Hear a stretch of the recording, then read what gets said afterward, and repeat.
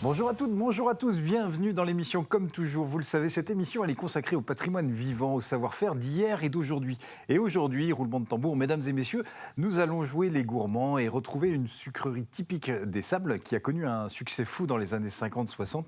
La sardinette fait son retour grâce à notre invité Joris Demaria de la confiserie Lamarque au Sables d'Olonne. Annie aime les sucettes. Ah non. On ne pouvait pas pousser à côté, comme le dit Jean-Pierre.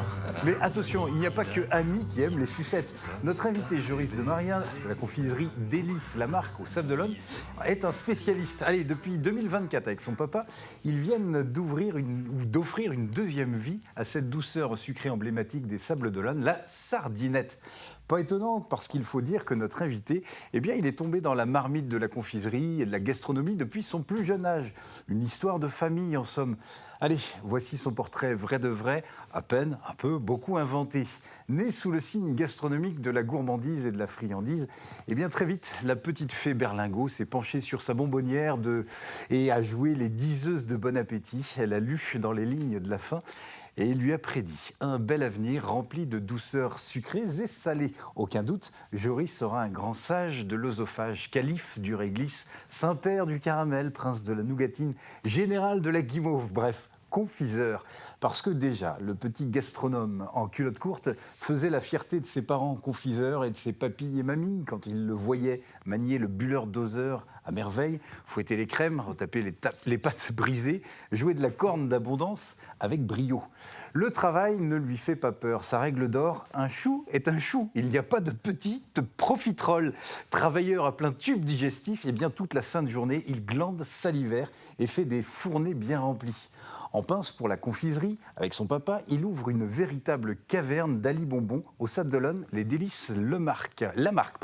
En véritable professionnel, il n'hésite pas à répondre à la loi de la gaufre et de la demande et de se lancer dans l'innovation tout en respectant la tradition. Ainsi, je crois qu'il y a un an à peu près, l'idée de proposer la sucette emblématique des Sables d'Olonne, la sardinette, leur est venue. Qu'à cela ne tienne, il se lance dans la production de ce bonbon d'exception, jaune, rouge, vert, marron, chocolat, citron, fraise ou encore coquelicot, je crois. Les idées ne manquent pas et les sardinettes connaissent une véritable success story. Dans la famille de Maria, on raconte que les casseroles dans lesquelles coule le chocolat, le caramel, sont émaillées, comme leur carrière, émaillées de belles réussites. Alors comment est née l'idée de redonner vie aux sardinettes? Comment se fabriquent-elles? En quoi sont-elles emblématiques de la ville? Que suscite-t-elle aussi chez les amateurs, des souvenirs, nostalgie? Allez, autant de questions que nous allons poser à notre invité. Bonjour Joris. Bonjour. Très heureux de vous accueillir sur le plateau. Moi aussi, merci pour l'invitation. Merci à vous d'y avoir répondu. Et puis je vois que vous n'êtes pas venu les mains vides. C'est ça. On salive déjà. Alors, avant de se lancer dans le sujet, permettez-moi de vous présenter. Oui. C'est nos deux petites douceurs. Nos deux friandises verbales. Regardez comme ils sont mignons. Nos deux Jean-Pierre. Bonjour les Jean-Pierre. Bonjour.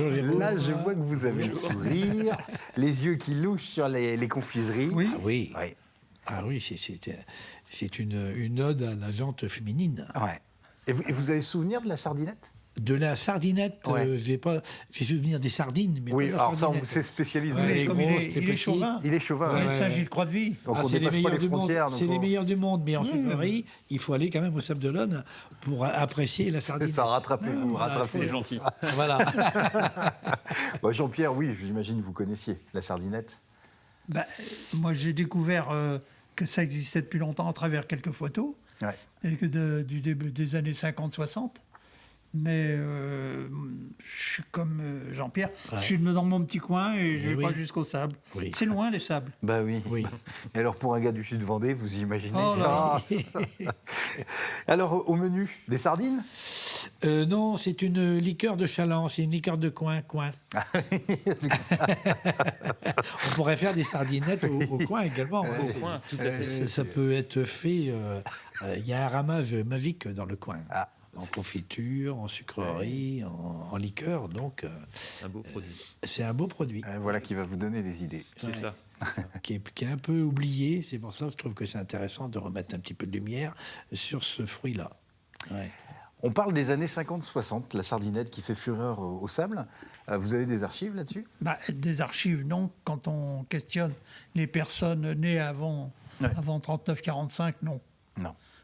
On va avoir des petites choses. Des petites choses. Mais à votre sourire, je sens que vous êtes creusé la tête pour trouver des archives. Oui, ça se oui, sent. et même dans les chansons, alors qu'on en a plusieurs dizaines de milliers, pas une parle de sucette à part. Serge Gainsbourg et France Mais Gall. elle n'est pas dans la. Oui, elle n'est pas dans la banque d'Arexpo. Non, mais on va avoir de petites choses. On en avait même 3, mais bon, ça la garde pour une prochaine. Très bien. Joris, peut-être que vous pourriez nous présenter votre confiserie, les Délices, ou Délices la marque, je crois qu'il n'y a pas le déterminant avant. Oui, tout à fait, Délices la marque. Donc au Sable d'Olonne ? Exactement, dans le centre-ville piétonnier en fait, des Sables d'Olonne. C'est une confiserie que mes parents ont ouvert il y a maintenant 6 ans. D'accord. Voilà, dans cet univers de la confiserie ancienne, on aime faire les choses pas forcément comme les autres, on aime retrouver tout cet univers de l'enfance, les roux-doudous, les maîtres réglisse, les bonbons qu'ont bercé les enfants qui ont grandi dans les années 40, 50, 60, jusqu'à mon enfance aujourd'hui dans les années 90. Et c'est vraiment notre cœur de métier, c'est cette confiserie ancienne. Alors on est revendeur pour la plupart des produits, on aime travailler avec des petits artisans, pas forcément sur du produit vendéen, mais on a la chance d'avoir des confiseries également vendées. On a la confiserie Pinson notamment qui est connue, mais voilà, on a également des petites perles rares comme la sardinette, comme la niniche, voilà, des petites choses qui sont emblématiques. Vrai souci de qualité, j'imagine, dans le choix des partenaires. C'est l'idée, travailler avec plutôt des petits artisans, des produits qui sont emblématiques d'une époque ou d'une ville. Travailler avec de la bergamote de Nancy, travailler avec de la bêtise de Cambrai, du berlingot nantais, c'est des choses comme ça. Et alors, j'imagine que les confiseries, elles appellent aussi à tout un décor. Vous parlez de descente en rappel du côté de l'enfance. Donc, on n'y retrouve peut-être pas que de la confiserie, où la façon de les présenter est vachement aussi important, j'imagine. Tout à fait. Le concept du magasin est vraiment de retrouver cet univers d'épicerie ancienne, avec en effet des rayons alignés comme on faisait à l'époque dans les échoppes, dans les villages, avec beaucoup de couleurs, beaucoup d'odeurs également. Et puis on va retrouver cet univers ce qu'on appellerait aujourd'hui le vintage, mais qui est tout simplement l'univers des années 60, 70, où on va retrouver le savon en forme d'ogive de l'école, on va retrouver la carafe qu'on avait à la cantine ou à l'internat. On voit ce que vous avez emmené sur le plateau, le petit clin d'œil aux années 70, c'est le tube Citroën. Voilà, c'est ça. Ça c'est le tube Citroën à notre effigie, à l'effigie de Délices la marque. Voilà, ça fait partie vraiment de ce cadre-là, de l'ambiance qu'on va avoir dans notre petit magasin. Et alors, je vous ai dressé un portrait vrai de vrai inventé. Vous êtes tombé dans la marmite du sucre et de la cuisine quand vous étiez petit ou... Alors moi, pas vraiment. J'étais dans mon cœur de métier, c'est la restauration. Mes parents étaient hôteliers de formation. Ils ont tenu un hôtel pendant une trentaine d'années au Sable d'Olonne, à la Chaume très précisément, et j'y tiens. Voilà. Et donc moi, je suis parti dans la restauration. C'est un domaine qui me passionnait, les bonnes choses, le goût. Le goût des bonnes choses. Donc j'ai beaucoup voyagé en Asie notamment, un petit peu partout. Et puis je suis revenu à mes premiers amours au Sable d'Olonne où on vit bien et on a décidé d'ouvrir cette petite confiserie. Donc mes parents ont ouvert la confiserie il y a 6 ans et moi je les ai rejoints il y a à peu près 4 ans de ça. Et j'imagine que riche de toutes les rencontres, tous les voyages que vous avez pu faire, vous amenez aussi votre touche, des goûts, des saveurs. C'est ça, des goûts, des saveurs, et on s'est rejoint en famille sur cet univers du rétro dont je parlais tout à l'heure, où en effet ça va évoquer beaucoup de souvenirs pour nous, à la fois un lien familial, des grands-parents comme tout le monde, une enfance commune, et en effet effet, on prend beaucoup de plaisir aujourd'hui à partager ça avec notre clientèle, avec les plus anciens qui ont connu le roux-doudou, la sucette Pierrot Gourmand, et également à passer vraiment le flambeau aux plus jeunes. C'est vraiment intergénérationnel en fait. Tout à fait, c'est intergénérationnel. Moi, j'ai eu la chance quand j'étais papote, à la suite de l'école, d'aller chercher mes bonbons au bazar à la Chaume. Aujourd'hui, on essaye vraiment de retrouver un petit peu ce lien de petite échoppe où les enfants viennent après l'école avec la petite pièce chercher 2-3 gourmandises. Voilà. Alors on va faire un petit jeu. Vos bonbons de l'enfance, c'était quoi? Puis après, je demanderai à nos Jean-Pierre ce qu'étaient leurs bonbons, si tant est qu'ils avaient les bonbons. Moi, j'étais pas forcément très sucre. J'aimais beaucoup les graines de tournesol. C'est vraiment toute mon enfance. J'adorais ça. Et puis les réglisses, les bois de réglisse. Et puis après, si je devais en mentionner un autre, ce serait les souris caramel enrobées de chocolat. Ça, c'était gourmand. Donc ça, c'est en effet mon enfance à moi. Et du côté des Jean-Pierre, les Mistral gagnants? Alors moi, j'ai un souvenir de ces tubes-là dans les années 55-60, où il y avait des épiciers qui avaient ce genre de camion. Ils arrivaient, ils ouvraient le côté, et puis il y avait une sorte de tablette et il y avait un cône en bois où étaient piquées des sucettes. Les sucettes, tout à fait. Et il y avait un gros bocal où il y avait des boîtes de carambars. Il y avait des carambars. Voilà, ça c'est ma jeunesse. Vous avez encore la mémoire du goût, j'imagine, parce qu'il paraît qu'on ne perd pas ce... Oui, disons que c'était exceptionnel. On avait le droit aux bonbons qu'au dimanche, puis on avait une pièce. Mais oui. Ouais, c'est vrai. Et Jean-Pierre Pouvreau? Mais moi, je me souviens d'une histoire. Il y a 3 dames qui sucent des sardinettes à déguster. Il y en a une qui la suce, une qui la croque et l'autre qui la lèche. Laquelle est mariée? Bonne question. Eh bien, c'est celle qui a une alliance. J'aime bien votre façon de penser. Tout à fait. Je m'attendais. Non, mais faut pas lui poser des questions pendant les émissions. C'est terrible. Moi, c'était les caramels à 1 centime. Oui. T'as rappelles, dans l'épicerie, on en prenait 20, 30, peu importe. Les caramels à 1 centime qui se sont fait très très longtemps. Et avec le recul, on se dit, cette personne qui était dans son arrière-cuisine et qui venait pour fournir 2-3 caramels parce qu'on n'avait que 5 centimes en poche. Il fallait quand même avoir la base du commerce. Ah non, mais c'est sûr. Ça fait parler, les bonbons. Ça fait parler et c'est amusant parce qu'on a tous eu la même enfance au final. On a toujours, tout le monde a eu sa petite pièce. Nous, on a des gens qui nous racontent. J'ai des personnes de 90 ans passés qui me racontent, j'avais la petite pièce pour aller à l'église. On me donnait 2 pièces. Je donnais la plus petite à la quête et puis le reste passait à l'échoppe pour les bonbons. Ça donnait un peu de matière pour qu'on fasse après. C'est exactement ça. Et nous, on avait 20 centimes et on allait à chaque fois, à la sortie de la messe, acheter 20 caramels à 1 centime. Et c'est vrai qu'elle avait beaucoup de patience parce que on faisait beaucoup de caramels comme ça. Et elle nous donnait nos 20 caramels à 1 centime. Et vous collectez des histoires. Est-ce que vous enregistrez? Est-ce que vous notez les histoires? Alors, enregistrer, c'est peut-être délicat, mais... On les note, c'est sûr. On aime bien... on a commencé avec une certaine quantité de bonbons, parce que forcément, on en connaît une partie, mais on ne connaît pas tout. Et c'est vrai qu'au fur et à mesure des années et des rencontres, les gens nous parlent de... vous devriez faire les chachas, vous devriez faire les pâtes vanillées à la réglisse. Et en fait, de rencontre en rencontre, on étoffe un petit peu notre inventaire et on redécouvre nous-mêmes des bonbons oubliés, des spécialités de telle ou telle ville. La Jacqueline de Dijon. Moi, j'avais jamais entendu parler de la Jacqueline de Dijon. Et c'est d'ailleurs comme ça qu'est venue la sardinette, parce que... D'accord, c'était ma question. C'est ça, nous, on n'en avait jamais entendu parler, entre guillemets. Moi, quand j'ai passé mon enfance au Sable dans les années 90, la sardinette, elle était quasiment oubliée. Elle était vraiment... Nous, ce qu'on mettait en avant, c'était les glaces, c'était la niniche molle, qui est une spécialité de la Baule, mais qu'on retrouve également sur la au côte. Sable. Voilà, et la sardinette, nous, on ne connaissait pas, ou on ne connaissait plus. C'est plutôt ça. Donc, c'est vrai que c'est en conversant avec nos clients, petits et grands, qu'on redécouvre vraiment les confiseries d'antan. Tout simplement. simplement, qu'on n'a pas forcément connue. Et qu'est venue cette idée de la sardinette. Et qu'est venue voilà, la redécouverte de la sardinette. De la sardinette. On en parle dans un instant, on va marquer une petite pause avec notre ami Jean-Pierre Pouvreau qui raconte des histoires, mais pas que, il cuisine aussi. C'est à vous.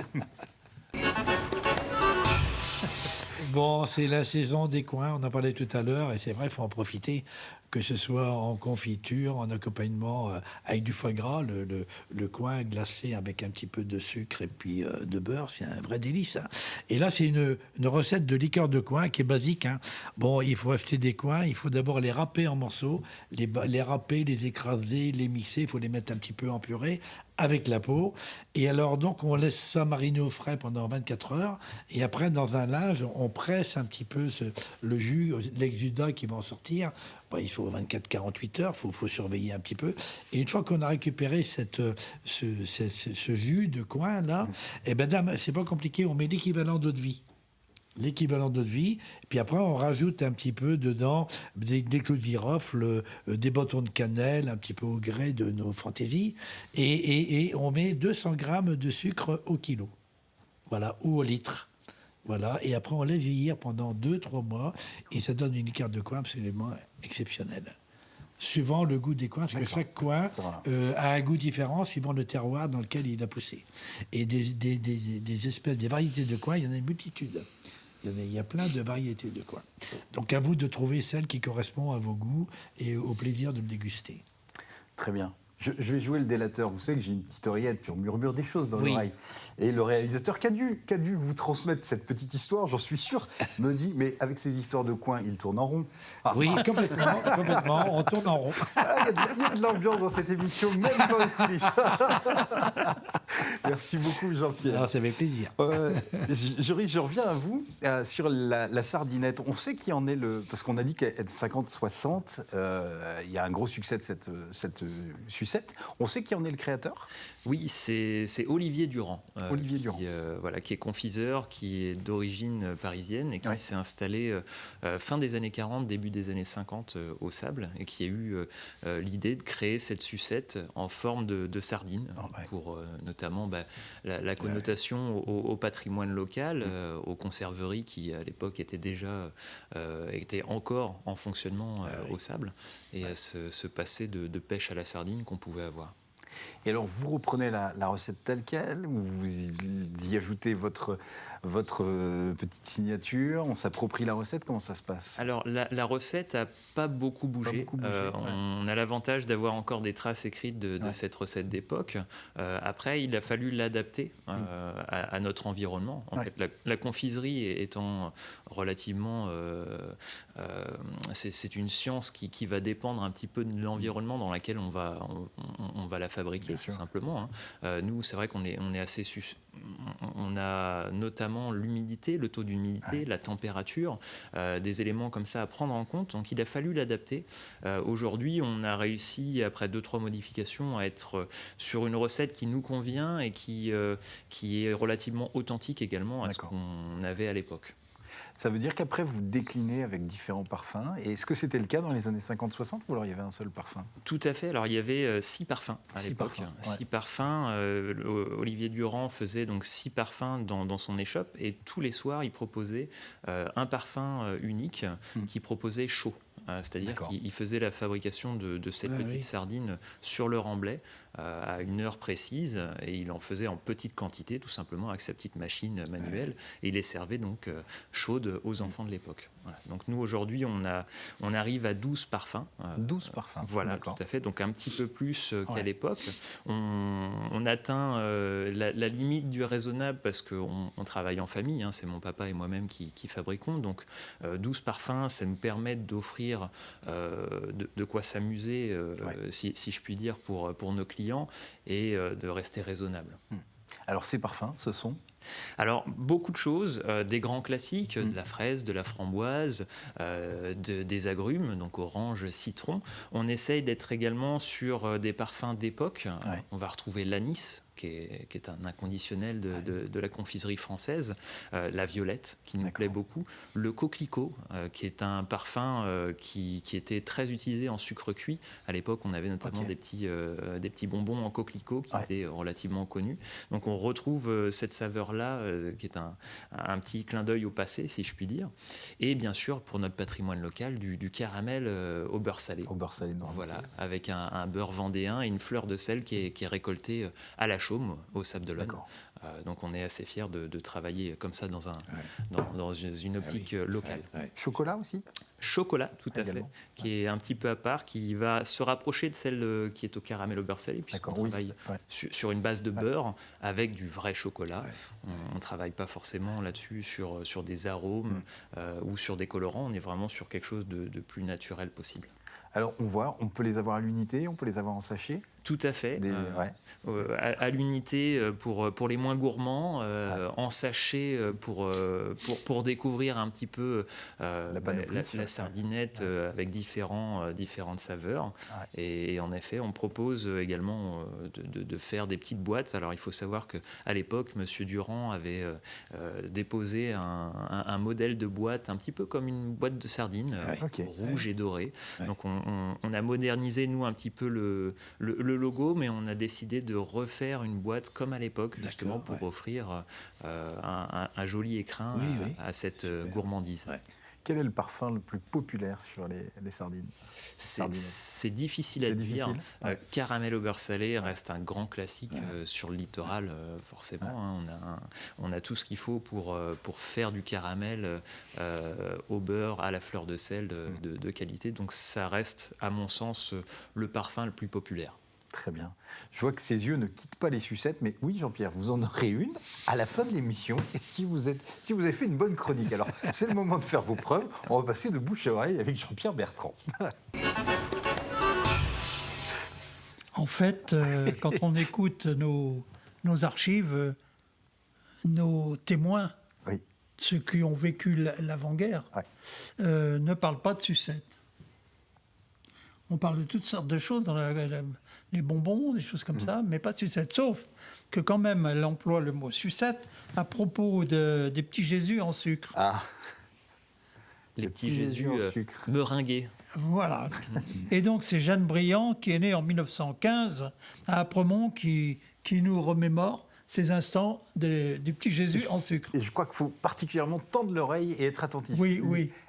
L'histoire est pas toujours facile à entendre. Elle est née en 15. Elle est née en 15. Alors, on va être attentif et on va écouter cette petite perle. S'il y avait une sucette comme des folies dans la bouche, mais... Et quelle sucette était comment, sucette? On va les acheter quand même. Ouais, c'est une sucette. Elles étaient comment? Elles avaient quelle forme? Oh, petite année. Moi, il est même, mais il y en a vu avec des bouchons. Avec des bouchons, avec Un bouchon, la tétine d'un ouais. biberon avec un bouchon pour boucher le trou, quoi, par le val d'air. Ouais. Pas dans un fauteuil devant le journal. C'était un bouchon de liège? Oui. À la place de la tétine? À la place de biberon. À la place de... Pour boucher. Faut pas que le d'air. Pour pas qu'il y ait d'air. Excellent, avec des belles illustrations. Oui, on a vu M. Durand, l'inventeur, son magasin. Le deuxième sujet, c'est... Alors là, moi j'ai découvert, parce que sur la base de données, il suffit de mettre le mot sucette pour que remontent les archives. Et là, je découvre sucette en liège. Donc j'étais intrigué. J'ai dit sucette en Sur liège. quel site vous allez? Qu'est-ce que c'est que ça? Vous m'inquiétez. Dans ma tête, je me suis dit, tiens, si c'est bon, je vais lui passer une recette. Bon, on va écouter. En fait, si j'ai bien compris, c'est que des biberons, dans les années 20, avaient une partie qui était en liège pour refaire téter le bébé. Alors on va entendre ça, des sucettes en liège. C'est Simone Pépin qui est née en 1924 à Trieste, dans le sud Vendée. On écoute. En sucre, Et puis on lâche comme ça toujours. Donc qui fait que Quand j'étais à la pension chez les demoiselles, alors maman était venue, elle m'avait acheté dans ce petit Jésus, dans un sabot, ce petit Jésus en sucre. Puis je le suçais, puis tout d'un coup j'ai pensé, j'ai pas offert à la demoiselle. Alors je lui offre, après l'avoir mis après l'avoir laissé pas mal, mais elle n'en a pas voulu. Ben oui. Alors je lui offre, après l'avoir mis après l'avoir laissé pas mal, Mais on n'a pas voulu. Ben oui, ben oui. Donc là, il est bien question du petit Jésus en sucre. Oui, voilà. Donc il y a eu effectivement, les sons étaient on a inversés, tendu mais l'oreille. les deux, voilà. Eh ben, merci beaucoup, Jean-Pierre. Vous aurez droit à votre sucette. C'était très bien. Même s'il y a eu inversion des sujets, ça fera qu'une moitié de sucette. J'aurais mal passé l'émission. En même temps, on comprend que Serge Gainsbourg a plutôt fait les sucettes à l'anis que... Mais moi, j'ai adoré les sucettes à l'anis, je l'avoue. Que les sucettes en liège, ça sonne moins bien. Ouais, les sucettes à l'anis, c'est un grand classique. C'est un classique. Et vous n'avez pas pensé à faire des sucettes avec des algues dedans, une idée comme ça? Mais alors, le mariage avec peu importe le parfum. Nous, c'est vrai qu'on redécouvre le métier de confiseur, donc c'est vrai qu'on en est au tout début. Voilà, aux prémices. Mais c'est vrai qu'en effet, tout comme tout à l'heure, vous parliez du coin, c'est une bonne idée aussi. Le coin est un produit raffiné, de qualité, et en plus, on a la chance d'en avoir en Vendée. Donc, c'est... Pour l'instant, on en est à 12 parfums. Oui, voilà, Après, on verra demain. Et on entend cette importance de préserver le patrimoine. Et aussi, on sent ça dans vos projets à venir, cette écoute et cette veille que vous avez sur les produits. C'est ça, c'est vraiment l'importance. Nous-mêmes, on l'a vu, le patrimoine sablais peut s'oublier très rapidement, bien sûr, puisque entre 70, donc la mort du créateur, et mon enfance à moi, la sarniette avait quasiment disparu. Donc c'est vrai qu'aujourd'hui, on essaye de relancer la chose et surtout de faire en sorte que le patrimoine perdure. Oui, perdure. C'est tout le bonheur qu'on vous souhaite. Merci. On va clôturer cette émission. Non pas que je sois pressé, mais voilà, on est déjà à la fin de l'émission, mais il y a quand même un empressement à goûter ces sucettes. Donc on va fermer l'émission, puis on va se régaler. Il faut dire quand même qu'il y a des plaisirs dans cette émission. Avec plaisir. Merci beaucoup pour votre venue. Merci et puis bon vent. Merci. Merci. Vous viendrez quand vous aurez de nouveaux produits, nous les présenter. Avec grand plaisir. Alors merci à vous. On se dit à bientôt. À bientôt. Vive la sardinette à la fin.